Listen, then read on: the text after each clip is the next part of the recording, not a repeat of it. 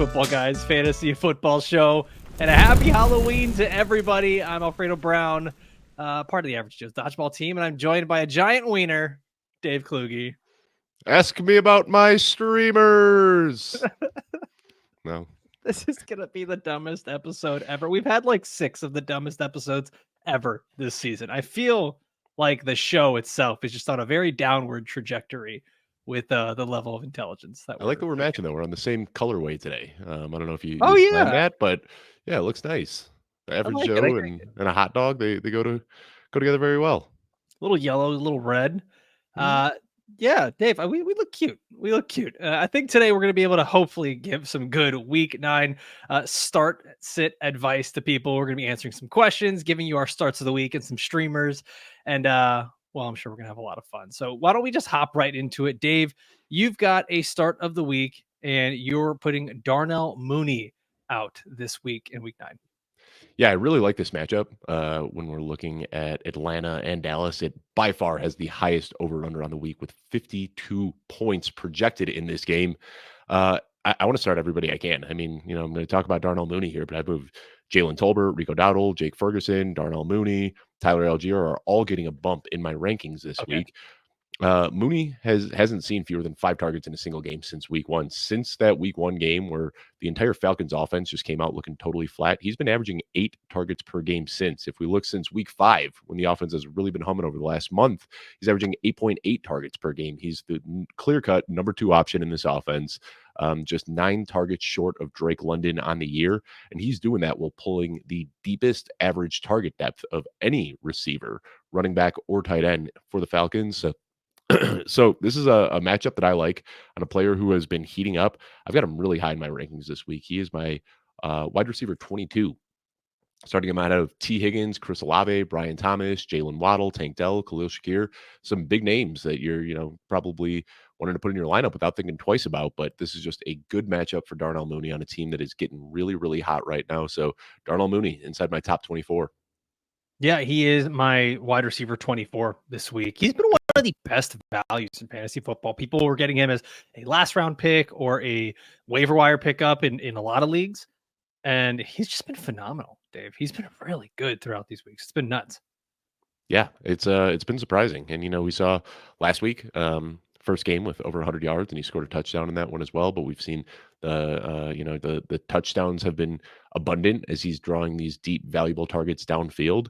And I think it's time to just change what we had thought Darnell Mooney was going to be into what we're seeing over the last 2 months of the season, where he has just been a plug and play wide receiver too.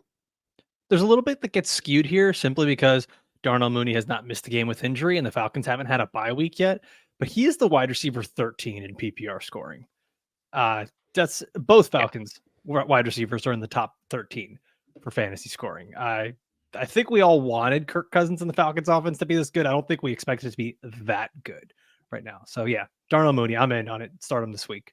And that was kind of the thought process, is that we knew Kirk Cousins was good enough to support a high-flying offense as he did for many, many years in Minnesota. And now he's picking up right where he left off, just on a new team. And, even if you look at the per game numbers, Darnell Mooney is still a per game wide receiver 23. And that takes into account guys like Rashee Rice, who are out for the year, and Cooper Kupp, who's only played a handful of games, and AJ Brown, who missed half the season, and Nico Collins, who's missed a bunch of the season, all ahead of him still. And he's still the wide receiver 23 on a per game basis. Yeah, everything's looking really good for them. By the way, Drake London, wide receiver 10 on a per game basis and wide receiver 5 overall in the season. Falcons, man, they look great. Now, before we go on and we give you the rest of our starts and streamers for the week here, I want to remind you guys, you got a bunch of ways you can enjoy the show. First is here on YouTube, where if you're not watching on YouTube right now and you're listening on the podcast, go to YouTube, man. We're wearing our costumes today. If there's ever a day, just for this episode, you can see Dave dressed as a giant wiener. I mean, come on. If there's any other reason to go to YouTube and watch us there, it's for this. And if you are listening on the podcast and you refuse to go to YouTube, do us a favor, just leave a review. Let us know what you think of the show. Dave, I'm going to give you my start of the week. Yes. Right. Yes. Give me my start of the week. I'm going with Chase Brown. This is one of these guys we've been talking about all throughout the early offseason. And I'm not just going to keep, beating a dead horse here that we said he would become the RB1 for the Bengals, but he has now completely taken over this role. And since week 3, he's actually the running back 21 in fantasy points per game, averaging over 13 points per game. And we've seen that major shift in their backfield. Now he goes up against the Raiders this week, who have been allowing 15 PPR points to running backs in 4 of the last 5 weeks. It's a good matchup. It's a good player on an upward trajectory right now. They've given up 5 touchdowns over those last 5 weeks, the Raiders have. So, yeah, we're going to put this into game script as well, where the Bengals are likely going to have a lead. They're likely going to be able to give Chase Brown plenty of carries out of the backfield. He hasn't been quite as involved in the passing game as I would like, but seeing that he's taking over the lion's share of the carries in a game that the Bengals should win easily, yeah, I'm going to start Chase Brown honestly for the rest of the season. I don't even think it's a matchup-based thing anymore. I'm just going to start him as an RB2 every single week.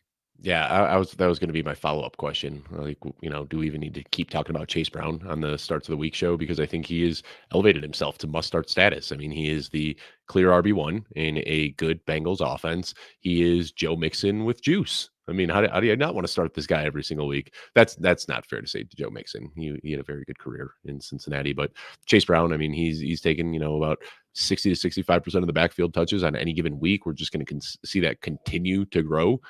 Yeah, Chase Brown must start. All right, give us the next one on here. Looks like you're going to go with Josh Downs. Now with Joe Flacco back in the starting lineup, I think both of these Colts wide receivers end up looking really good this week. And I think this is the last time we'll have to talk about Josh Downs too. From the comments that Shane Steichen made, it doesn't sound like this is a timeout for Anthony Richardson. It sounds like this is just how the rest of the year is going to go, and that they're going to ride with Joe Flacco for the remainder of the season. I mean, things could change. And as we talked about on yesterday's wide receiver show, the worst case scenario would be that they make that change like week 14 or 15 when we are relying on guys like Downs and Pittman. But, what Josh Downs has done this year has been fantastic. He's been such a good wide receiver. And luckily, I didn't have to pull the data because our friend over at Fantasy Points, Scott Barrett, did for us. But with Joe Flacco, Josh Downs is averaging nearly a 27% target share, 26.5%. That is 8th among all wide receivers. He has 9 catchable targets per game playing with Joe Flacco, which is the best among all receivers. And he's averaging 19.2 fantasy points per game, 7th among all wide receivers. Now you compare that to what he was doing with Anthony Richardson. Target share was 32nd among wide receivers. Catchable targets per game was 66 among wide receivers. And as we all know, he was only averaging 9.6 fantasy points per game, which would have made him the wide receiver 52. So it's very clear and obvious what happens here. Josh Downs, when he plays with Joe Flacco, is an elite fantasy player. When he plays with Anthony Richardson, you can't even think about starting him. So this week, I am just buying what we've seen so far through the beginning of this season. Josh Downs is my wide receiver 16 in this matchup against Minnesota, who is giving up more fantasy points to wide receivers than any other team in the league. I've got Josh Downs in my rankings ahead of Devontae Adams, Zay Flowers, Calvin Ridley, Jaden Reed, some really, really big names. Might be a little bit more bullish than consensus, and I realize that, but hopefully this is the last time we have to talk about Josh Downs on this show. I think that he's going to play well enough this week that he is going to elevate himself into must-start territory for the rest of the season. So I think can't take myself seriously when I flip over to this tab after like looking at notes and data and stuff.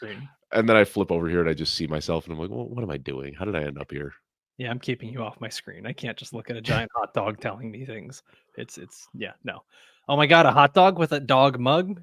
You got dogception going on here? I guess so. What's really gross is when I accidentally move my arm and you don't do it. catch the armpit hair. I'm like an inch away from popping a nip on this show. It's not good.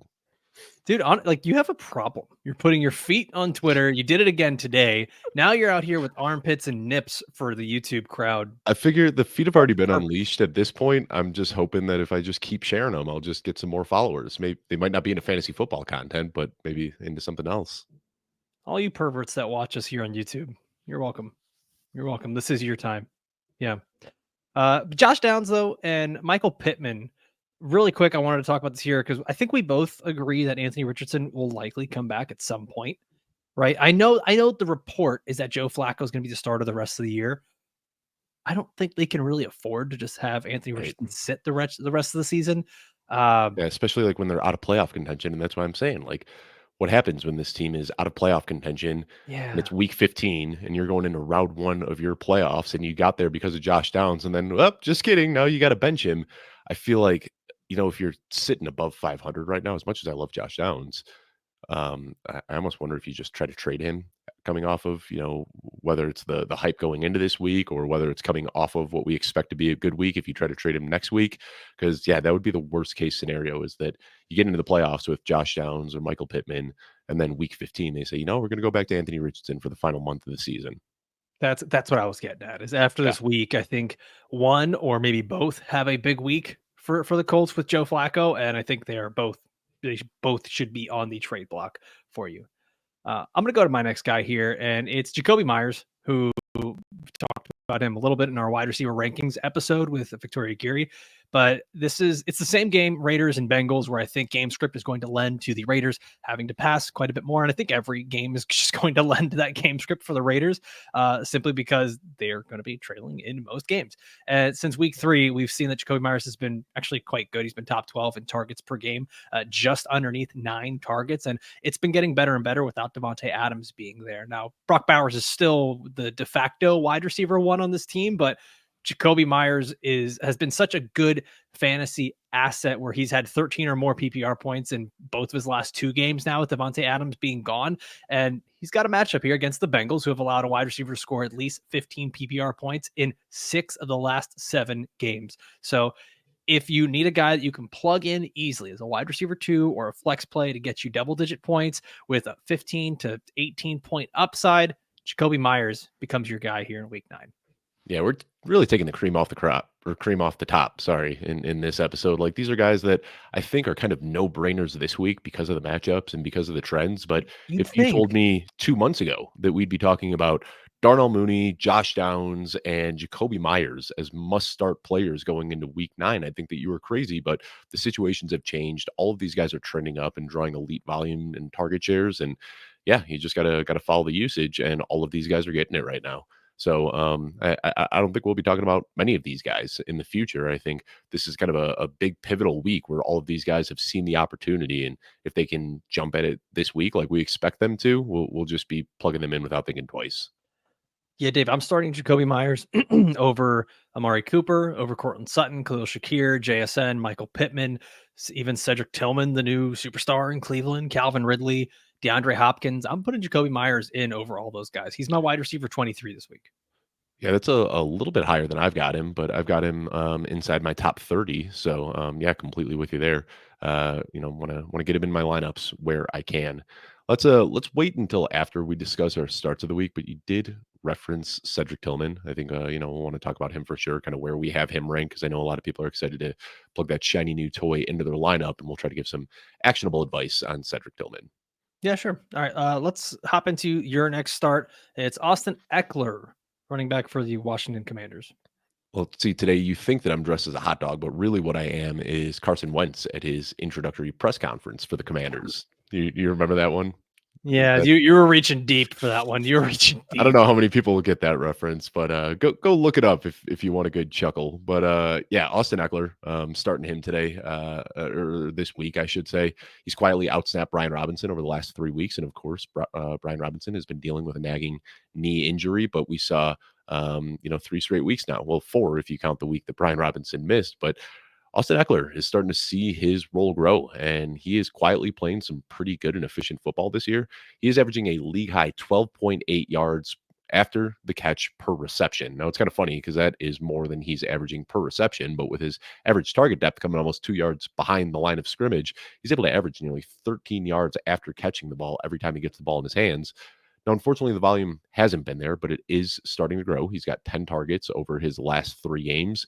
And with this matchup against the Giants, they are giving up the 6th most receiving yards to running backs of any team this year. So I've got Ekeler very high in my rankings. He's my RB21 going into the week. I'm starting him ahead of Raheem Mostert, Javonte Williams, Rico Dowdle, and Bucky Irving, who all have pretty tough matchups.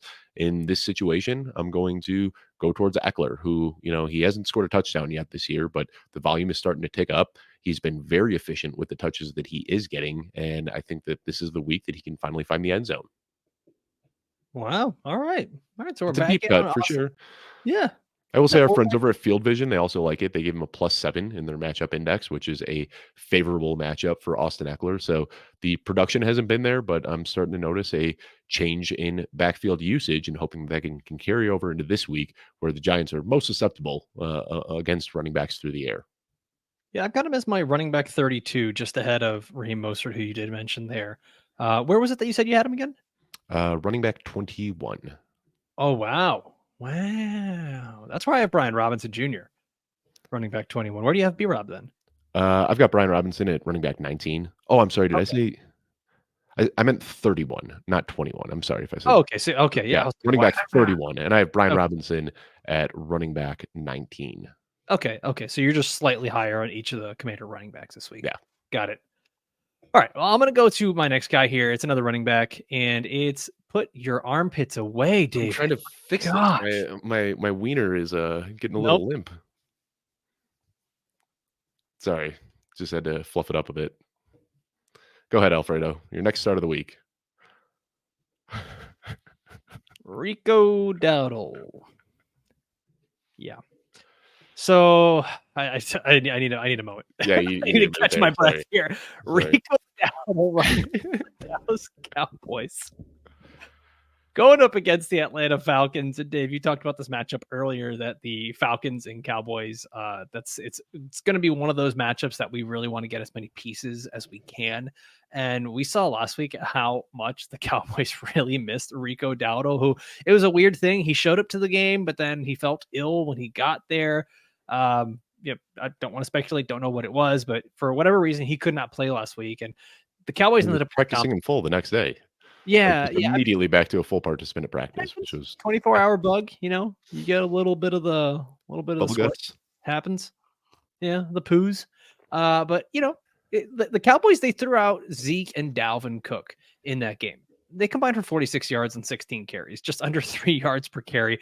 The Cowboys have seen what life is like without Rico Dowdle, and not that he's this massive game changer for them, but he actually gives them some semblance of a running game, and I don't think they're going to be able to rely on just peppering CD Lamb with 18 targets a game like that. It's not something that they're going to keep being able to do. They are going to have to get a little bit more of a balanced approach here if they do want to try to slow things down against the Atlanta Falcons. And Dowdle's actually been pretty good for the Cowboys. He's had 13 or more points in 2 of his last 3 games. He's really starting to hit his stride here. And then Atlanta themselves, they've allowed 6 running backs to hit 15 or more PPR points over the last 7 weeks. So 6 running backs over the last 7 weeks to do that. It's pretty good matchup here for Rico Dowdle. Falcons also give up tons of receptions to running backs, tied for the most in the league, averaging typically around 6 receptions per game to running backs. So even if Dowdle comes down with 3 catches in this game, and you end up getting the super secret third down back Hunter Lipke for the Dallas Cowboys, which is just the weirdest thing. They're so cooked putting Hunter Lipke out there on third down. But if Rico Dowdle's able to get his double-digit carries like he normally does, come down with 3 receptions here against the Falcons and a score, you're looking at a guy who's easily in the top 12 this week. So I think that ceiling is there, but I'm starting him this week easily as a top 24 running back. Dave, I've got him actually as my running back 24 this week. Yeah, I think I'm a little bit lower, and I'll probably creep him up as we get closer. Just want to make sure that he's 100% healthy. Yeah. The low ranking I have on Rico Dowdle is admittedly emotional from last week. I'm going to move him up right now. I think I said earlier that I'd start Austin Ekeler ahead of him. I'm actually moving Dowdle ahead. So yeah, looking right now, he's more of an RB2 for me. I'll be able to fit him inside my top Well, 4.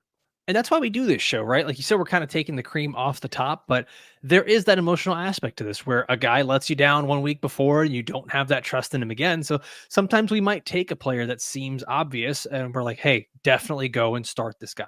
Right. Unless of course you always have a better option, but it is a lot of this is more so just us as fantasy managers being able to regain faith in players. That I still contend there's so much of that intangible psychology to fantasy football that we let our emotions get the best of us sometimes. Absolutely. Yeah.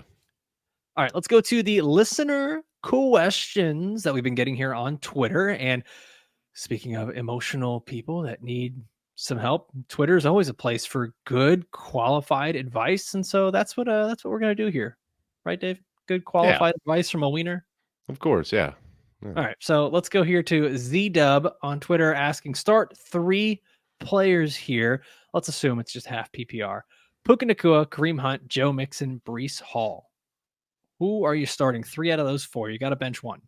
Uh, I really don't want to bench Puka coming off the game that we just saw, but I've got all 3 of those running backs ahead of him in my flex rankings. If it is PPR, I wouldn't judge anybody for putting in Puka ahead of Kareem Hunt, but my rankings right now prefer the running backs over Puka. I mean, those are 3 very, very good running backs to have. Kareem Hunt, we might only get a few weeks left, but he has been just dominating touches like almost no other running back in the league is right now. Yeah. This is a tougher one. I think I'm going to bench Kareem Hunt out of these 3 here. I think Hunt does give you that good floor with the volume he's likely to get, but Puka, I mean, we've seen how high the ceiling can be there. Breece Hall, obviously the ceiling is there, and Joe Mixon, like you've been talking about, has been one of the absolute best running backs in fantasy. So this is it's just an embarrassment of riches. This is one of those that the guys in the Sunday morning start sit show, they just say like, okay, cool. You're asking us a question to brag about your roster. Just, yeah. Honestly, I don't think you can go wrong here. I think that Right. it's going to be a minuscule difference between those players. All right, let's go to our next one on here. Man versus life on Twitter. Okay. Well, hope everything's going well for you. Hope you're winning that one. Jameis Winston or Sam Darnold this week at the quarterback spot, Dave? I am going with Sam Darnold by a pretty wide margin. I like Jameis Winston, but yeah, I'm going Darnold here with that matchup against Indy. If this was PPR, would that change anything for you? It would not, no. Okay, yeah, I'm going the same thing. Sam Darnold. I've got Sam Darnold pretty high in my rankings this week. I got my quarterback 6. Where are you at? Quarterback 8 for me, and Jameis is quarterback 16. So, like I said, pretty wide gap there. Yeah, pretty wide. All right. Lockie on Twitter asking Cade Otton or David Njoku at tight end. Cade Otton's been really impressive over the last few weeks here. He's really taken over that role as the top pass catcher for the Bucs. I've got these guys ranked back to back, tight end 4 and tight end 5 this week. Dave, where are you at with these guys? I thought I was crazy having Cade Otton at tight end 4, but that's where I've got him as well. I've got him ahead of Njoku. So Njoku's been great. I think his skill set is great with Jameis Winston, but I've got Njoku a couple of spots below Otton in my week 9 rankings. Yeah, I'm same thing there. Cade Otton at 4, Njoku at 5. Rob on Twitter, if T. Higgins is out, do I start Deontay, Jalen Coker? I'm seeing R. Davis. I'm assuming that's Ray Davis. Ray Davis, yeah. Or Tucker Kraft in PPR. So if Higgins is out, Deontay, Coker, Davis, or Kraft?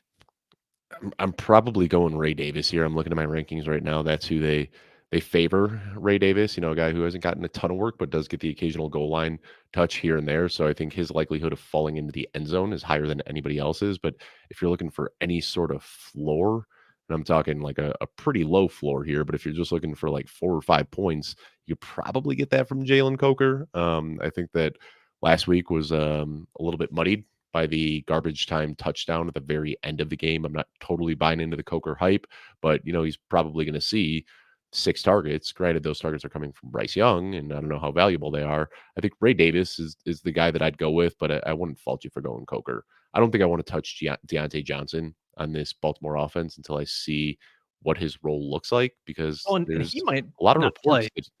Yeah, he might not play. And if he does, I mean, all the reports right now are that he's a depth piece behind Rashad Bateman. That's what we're hearing from all of Baltimore reporters.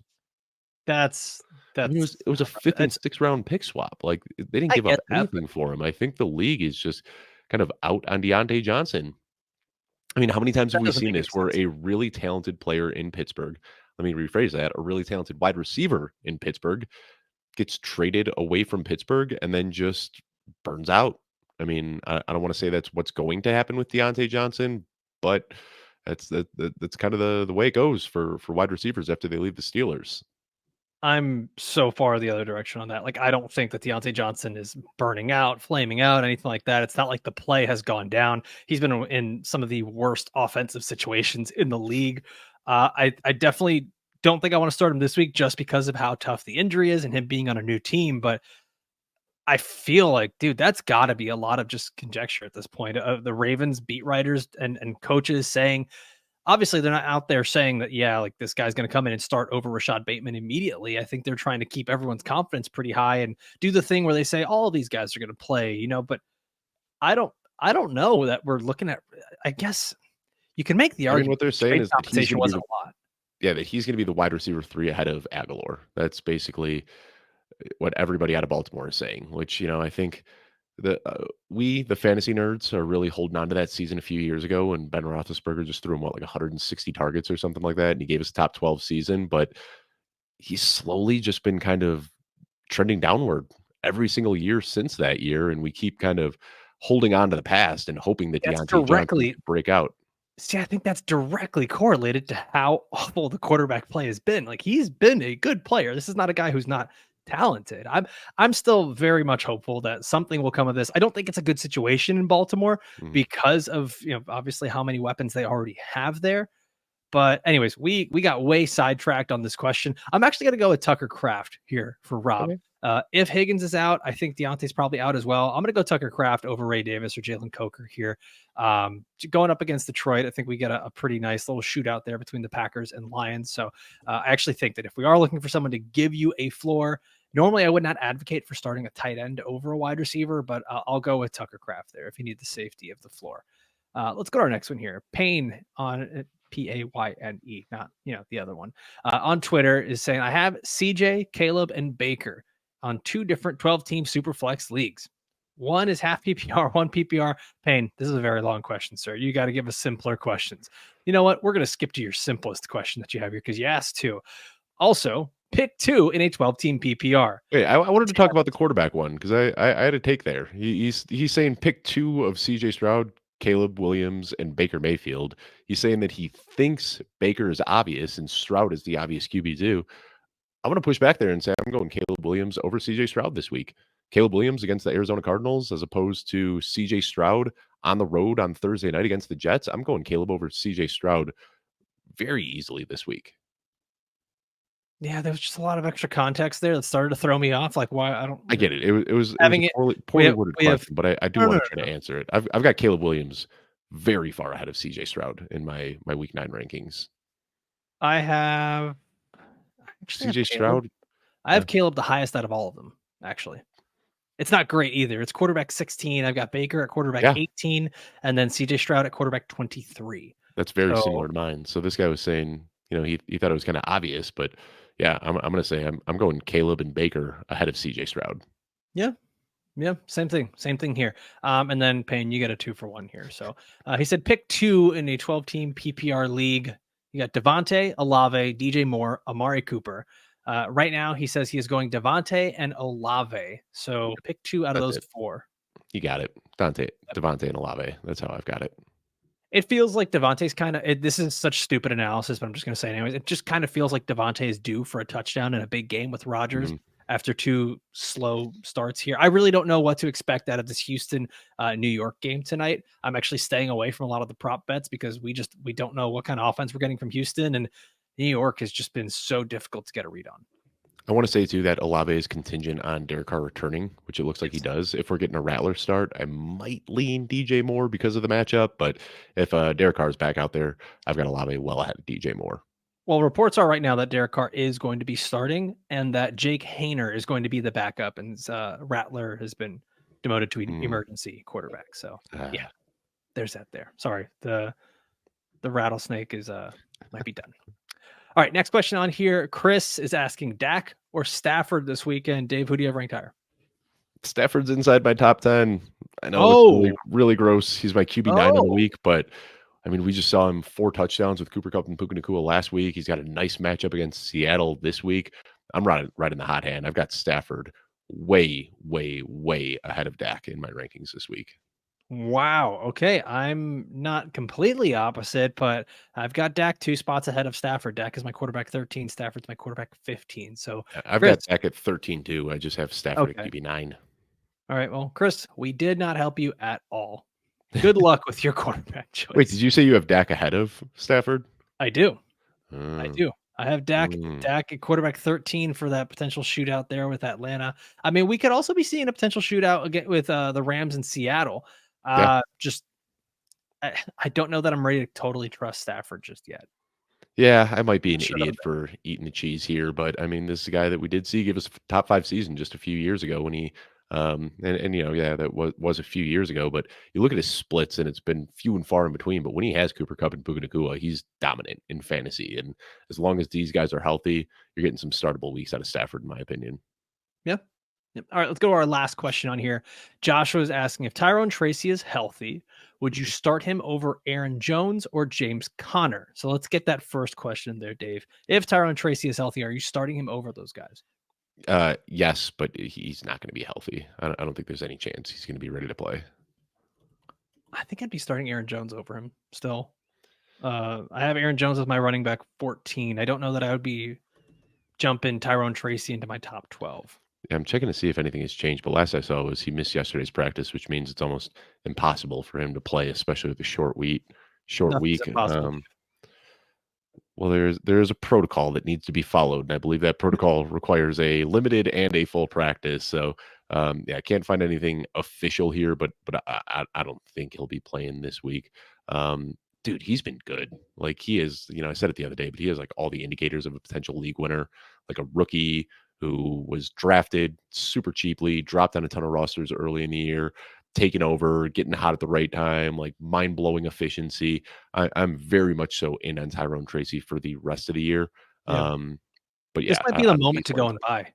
Yeah. Right. While As soon as they declare him injured. out tonight, go out and try to buy him. Yeah. Yeah. And Josh had another question here. He says, would you play D Hop over T Higgins or Brian Thomas Jr. with both of them being banged up? So If they were healthy, I'd play both of them. But I right. think injury reports are going to make that decision for you. Yeah, that's what I was gonna say. But let's do the thing where if they're all healthy, what's the order that you would start these guys in? If they are all healthy, for me, it's Brian Thomas Jr., then T. Higgins, and then DeAndre Hopkins. But it sounds like one or both of Higgins or Thomas won't be able to play this week. But Yeah. man, Thomas, like when healthy, I'm just looking at him as a top 12 receiver going forward. I don't think there's any reason not to. He's been on a mind blowing pace for a rookie receiver, and he's only getting better. And now Christian Kirk out for the season is going to open up even more opportunity for him.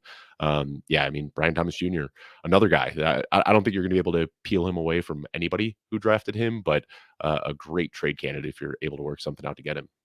I mean, Brian Thomas Jr., he's the wide receiver 9 in fantasy football right now. Yeah. It's I mean, nuts. I looked the other day. Team. Yeah, I looked the other day at like the rookies that are pacing similarly to him, and it's Anquan Bolden, Puka Nacua, Justin Jefferson, Jamar Chase, all the guys you'd expect, and then Kelvin Benjamin is always in that list as well. So let's hope he goes the way of the other guys, and not the way of Kelvin Benjamin. Well, why do you even have to bring it up? Why are you doing that? On today of all days, on All Hallows Eve, you're out here putting curses on people. Well, Kelvin Benjamin loves candy, so it works. You're being a wiener. All right, let's move on here, guys. We did it. We went through everything today. All of our starts and streamers of the week. Darnold over Love, he was asking. Well, I'm not answering 3 questions for one person. That's not how we do that, Dave. You're undoing my outro. I'll give do someone 3 answers. I go Darnold over Love. I just want to make sure Josh feels like he is completely valued.